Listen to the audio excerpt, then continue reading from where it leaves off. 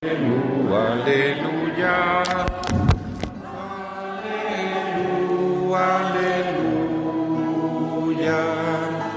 aleluya, aleluya, aleluya, aleluya. El Señor esté con ustedes. Evangelio de nuestro Señor Jesucristo según San Juan. Durante la última cena, Jesús dijo a sus discípulos: el que me ama será fiel a mi palabra, y mi Padre lo amará. Iremos a él y habitaremos en él. El que no me ama no es fiel a mis palabras. La palabra que ustedes oyeron no es mía, sino del Padre que me envió. Yo les digo estas cosas mientras permanezco con ustedes. Pero el Paráclito, el Espíritu Santo, que el Padre enviará en mi nombre, les enseñará todo y les recordará lo que les he dicho. Les dejo la paz, les doy mi paz, no como la da el mundo. No se inquieten ni teman. Me han oído decir: me voy y volveré a ustedes. Si me amaran, se alegrarían de que vuelva junto al Padre, porque el Padre es más grande que yo. Les he dicho esto antes que suceda, para que cuando se cumpla, ustedes crean. Palabra del Señor.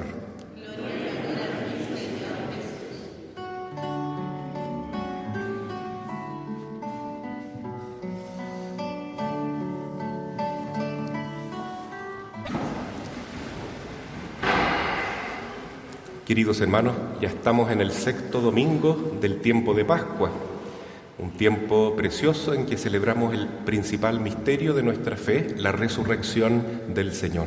Los primeros domingos están destinados justamente para recordar este evento, el más importante de la historia. Cristo venció la muerte, Cristo resucitó. Pero estos últimos domingos la Iglesia los destina para que vayamos meditando en las palabras del Señor, sobre todo en la última cena, cómo nos debemos preparar para la venida del Espíritu Santo en Pentecostés y previamente la partida de Jesús de vuelta al Padre, porque ya terminó su misión en la tierra y entonces celebramos el próximo jueves la ascensión del Señor, que ahora regresa al Padre Dios, pero con su cuerpo glorioso resucitado. Queridos hermanos, hoy la palabra nos dice cosas tan lindas, misterios tan importantes para meditar y reflexionar en nuestra fe. Primeramente, que ser cristiano es vivir en el amor de Cristo. La religión, entonces, que Jesús vino a fundar en la tierra ya no se basa en el odio a los enemigos, como se decía antes, ojo por ojo, diente por diente, y solamente el amor a los amigos, sino que es una fe distinta, es un amor universal. Amar no solamente a los que me aman, sino que amar, bendecir y perdonar inclusive a mis enemigos. Es un mandamiento maravilloso, pero que se puede vivir realmente si nosotros estamos injertados en el Sagrado Corazón de Jesús, porque vivir el amor de Dios no depende solo de nuestra voluntad y nuestra buena intención. Lo que nosotros podemos hacer es abrirle nuestro interior, nuestra alma, a Jesucristo, para que Él venga a morar en nosotros y nos traiga esa paz que hoy nos promete. Él dice: la paz les dejo. Y el saludo de los judíos hasta el día de hoy es ese, ¿no? Shalom, la paz les dejo. Pero lo que dice Jesús es mucho más que un saludo. No es como decir: hola, ¿cómo estás? O buenos días.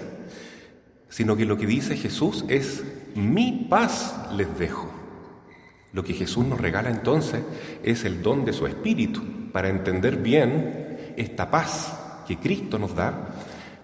Yo creo debemos ver la imagen de la Divina Misericordia que tenemos acá en el fondo de nuestro templo, en que Jesús, con sus 5 llagas, nos está bendiciendo y está indicando cómo de su corazón, abierto y traspasado por la lanza, brota el Espíritu Santo de Dios, ese espíritu de amor que Él nos regala, que viene a llenarnos de fuego divino, de paz verdadera, de la presencia divina en nosotros. Entonces Jesús dice así: si alguien me ama, nosotros vendremos a morar en Él. Es una unión de corazones, es una relación tan íntima y personal con Dios.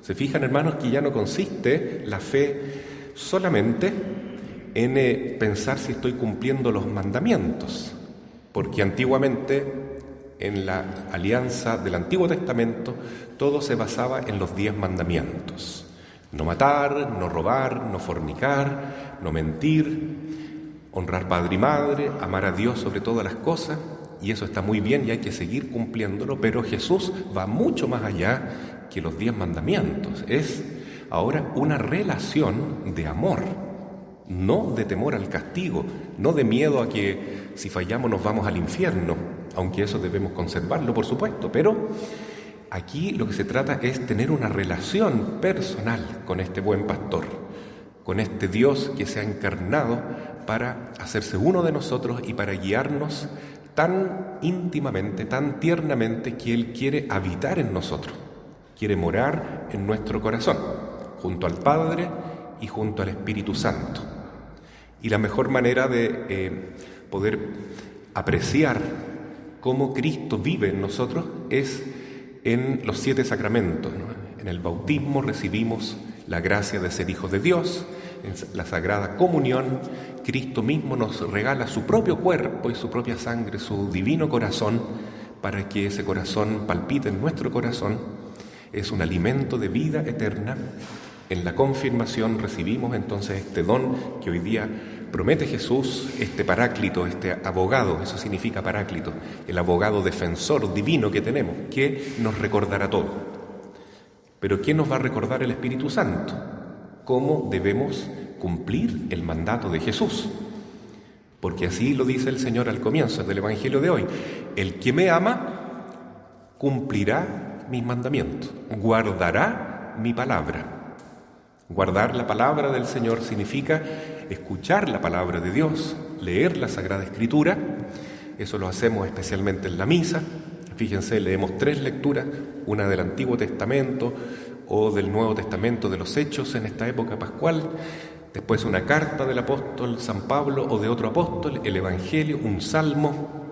Entonces aquí en la misa nos alimentamos de la palabra de Dios, pero deberíamos siempre, todos los días, estar leyendo y escuchando la palabra de Dios y luego cumpliendo la palabra de Dios, porque así dice el Señor: el que me ama guardará mi palabra. Y si guarda mi palabra, si obedece la voluntad de mi Padre, entonces vendremos y haremos morada en Él. La Santísima Trinidad quiere inhabitar, quiere vivir en el corazón de todos nosotros. Pero, ¿qué significa guardar la palabra? Obedecer a Dios, porque está la posibilidad de desobedecer a Dios también. Y por más católicos que seamos, por más sacramentos que hayamos recibido, podemos lamentablemente en cualquier momento de la vida traicionar a Jesús, como lo hizo Judas Iscariote, que era uno de los 12 apóstoles. Incluso San Pedro, el primer papa, en un momento de debilidad negó a Jesús 3 veces, aunque después se arrepintió, y Cristo lo confirmó en su puesto. Pero nadie está libre de desobedecer a Dios. ¿Por qué? Porque el llamado del mundo, la invitación de la carne, de los impulsos desordenados que tenemos, y sobre todo el ataque y la tentación constante de Satanás, son un peligro que nos acecha por doquier. Entonces hay que dar un paso de fe. Yo quiero obedecer la palabra del Señor y no quiero dejarme llevar por otras tentaciones y otras luces que son engañosas. Entonces, también lo repite Jesús: si alguien cumple mi palabra y es fiel a ella, mi Padre lo amará e iremos y habitaremos en él. Pero el que no me ama no es fiel a mi palabra.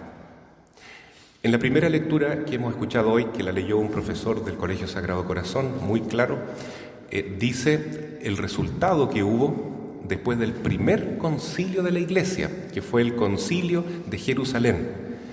A lo largo de la historia, en estos 20 siglos, ya 21 estamos comenzando, la Iglesia se ha reunido en momentos históricos para definir la solución de problemas que aquejan a crisis que la Iglesia vive, ¿no? Porque la Iglesia es como la barca de Pedro, que a veces se encuentra con tempestades a lo largo de los siglos. Entonces, la Iglesia se reúne en sus pastores y con la luz del Espíritu Santo van decidiendo los mejores rumbos para la Iglesia. Ahora, por ejemplo, el Papa Francisco nos ha llamado, aquí está la imagen, a un sínodo, es decir, a una especie de concilio, de encuentro, no solo de los obispos, sino de todos los cristianos, para reflexionar en cómo estamos caminando juntos bajo la luz de la palabra de Dios. Entonces, poco a poco nos vamos a ir introduciendo en este sínodo.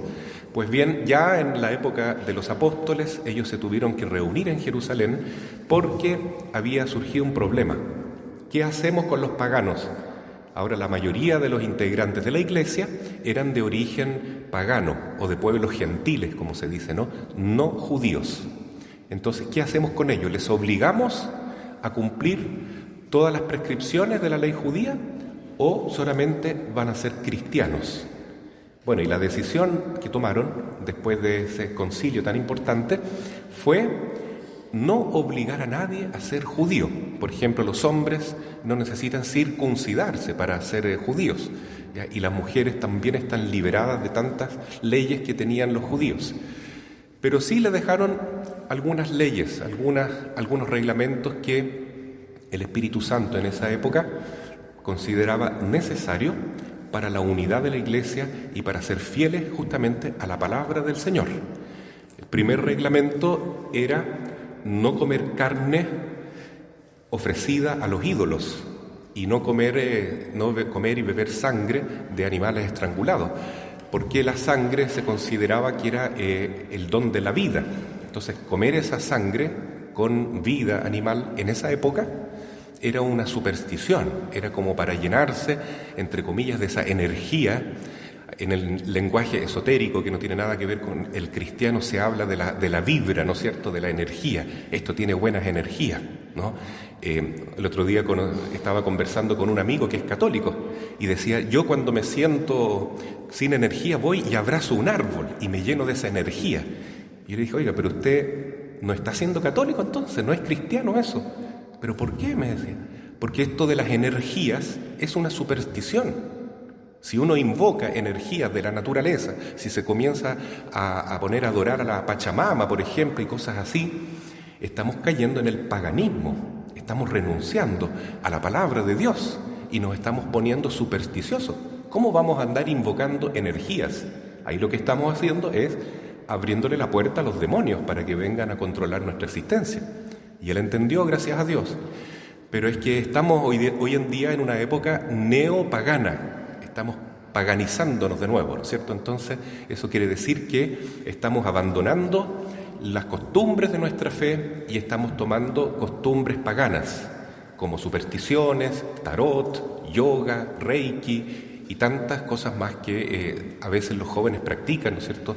Magia, espiritismo, invocaciones de demonios, que lo consideran un juego y no es un juego. Es muy peligroso meterse en el paganismo. Entonces, los primeros cristianos tenían esto claro. No nos vamos a meter con supersticiones, con ídolos, con carne ofrecida a los ídolos, etc. Dejemos la nueva era, dejemos las brujerías, dejemos todo lo mágico y concentrémonos mejor en seguir la Biblia, la palabra y la enseñanza de Dios a través de la Iglesia. Y en segundo lugar, dice también el primer concilio de Jerusalén, eviten las uniones ilegítimas. Porque en esa época los paganos se juntaban, ¿no es cierto?, hacían pareja de manera ilegítima, que ofende a Dios y que está contra la naturaleza humana. Por ejemplo, era muy frecuente la unión de parientes entre sí. el hijo con la mamá o con la hija con el papá, imagínense, y eso era común. O además de las uniones incestuosas, era común que un hombre tuviera varias mujeres o una mujer varios hombres, o las uniones homosexuales o bisexuales, o la pedofilia. Todo eso estaba incluso aprobado en esa época y era considerado como bueno entre los griegos, por ejemplo. Y todo eso, por supuesto, que es un error espantoso, terrible, una perversión, una depravación de las uniones que deben haber entre seres humanos, que solamente son sagradas y bendecidas dentro del matrimonio, También es una unión ilegítima estar juntos sin estar casados. Ilegítimo, es vivir en pecado. Por eso las personas que viven así no deben acercarse a comulgar, porque están viviendo en pecado. Por más católicos que se crean, por más cristianos que se piensen ser, si no cumplimos la palabra de Dios en sus mandamientos, estamos viviendo en pecado, no estamos obedeciendo a Dios, estamos llevando la vida a mi manera. Soy un católico a mi modo nomás, pero eso no es lo que nos va a salvar. Tampoco nos va a salvar esta pretendida convención constituyente, ¿no es cierto?, este estatuto que se quiere poner para legislar el país, que está lleno de errores. Errores, claro, si lo vemos desde la fe. Como cristianos, no podemos admitir que el aborto libre sea una cosa buena. No podemos admitir que cualquier unión sea buena, porque uno de los estatutos que tiene ahí es que el amor, la sexualidad se puede practicar libremente, como uno quiera. Cualquiera elige el modo como vive su sexualidad. Parece que está muy a la moda eso, ¿no es cierto?, que está como muy actualizado a nuestros tiempos, pero es un error desde el punto de vista de la fe. Como cristianos no deberíamos pensar así. Y hoy día lo dice la palabra de Dios. Les prohibimos las uniones ilegítimas. Y nosotros decimos, ¿y quiénes son los curas para prohibirnos cosas a nosotros? Bueno, ahí está. ¿Queremos obedecer a Jesús o no? Cuando Cristo funda la iglesia, mira a Pedro y le dice, tú eres Pedro, sobre esta piedra edificaré mi iglesia. Lo que tú ates en la tierra quedará atado en el cielo. A ti te daré las llaves del reino de los cielos. Entonces, si queremos seguir a Jesús, bueno, tenemos que obedecer las consecuencias del mandato de Jesús, que Cristo nos sigue recordando lo que quiere a través del Espíritu Santo, y el Espíritu Santo muchas veces nos habla a través de nuestros pastores, a través de la iglesia, como en los concilios, como vemos en la primera lectura de hoy. Bueno, ¿y qué vamos a ganar si somos obedientes a Jesús, si escuchamos su palabra, si queremos vivir la fe, aunque hoy en día en el mundo casi nadie vive lo que Jesús predica? Bueno, que podemos ganar lo que dice la segunda lectura de hoy del libro del Apocalipsis, en que el apóstol Juan ve cómo desciende del cielo la Jerusalén celestial, que es la morada de Dios, el paraíso celestial, que es un templo sagrado con estas 12 puertas, que son los 12 apóstoles del Cordero, con esta luz, esta gloria que todo lo inunda, que todo lo traspasa en este cielo maravilloso, en esta Shekinah, se dice, la morada de Dios, decían los antiguos judíos, donde Dios está presente, es luz, es felicidad absoluta. Allí estamos llamados nosotros a vivir, no en este mundo que se ha apartado tanto de Dios y que además es un mundo transitorio, pasajero, que un día vamos a dejar y que vamos a tener que dar cuenta a Dios, no a los que están haciendo ahora la Constitución, no a las leyes del mundo que son dictadas por Satanás, sino que vamos a presentarnos ante Jesucristo, el único verdadero juez que puede juzgar a vivos y muertos y determinar quién va a estar en el templo de Dios y quién tiene que irse lamentablemente al infierno, a la condenación eterna. Entonces, esto es lo más importante. ¿Qué quiero hacer con mi vida? ¿A quién quiero obedecer? ¿Quiero seguir la palabra de Dios? ¿Cristo es realmente mi pastor? ¿Voy a rendir mi voluntad a lo que quiere Dios? ¿O yo quiero hacer lo que a mí me parece, lo que a mí me plazca, lo que dicta el mundo hoy en día? El que me ama cumplirá mis mandamientos. Consecuencia, vendremos con mi Padre, con el Espíritu Santo y haremos morada en Él. Y tendrá mi paz, la paz que yo doy, dice el Señor, y no como la da el mundo. Ojalá que todos podamos tener esta paz, queridos hermanos, que las personas que suelen rezar más descubren, las personas que vienen a la iglesia, pero también hacen de su casa una iglesia doméstica donde se medita la palabra de Dios, donde se reza, descubren esa paz que llena de real gozo y equilibrio y tranquilidad profunda, armonía interior, la presencia del Espíritu Santo. Y sobre todo la descubren aquellos que están yendo a la capilla de adoración perpetua, porque ahí está la real presencia de Dios. Cuando contemplamos a Jesucristo en la hostia sagrada y estamos una hora a solas con Él, nos estamos llenando de su Espíritu, nos estamos llenando de su paz, de su felicidad infinita. Y Jesús quiere estar con nosotros, Jesús quiere morar en nosotros, quiere liberarnos de todo lo que nos da miedo, de todo lo que nos angustia, pero nosotros tenemos que dar el paso de acercarnos a Él. Y eso lo podemos hacer mediante la adoración eucarística, en primer lugar, la oración, el Santo Rosario, por supuesto, venir a la misa, rezar en comunidad, en familia, también nos hace muy bien. Y así la presencia de Dios nos va a ir transformando y podremos dar frutos de verdadera fe, amor y esperanza en nuestra vida cotidiana.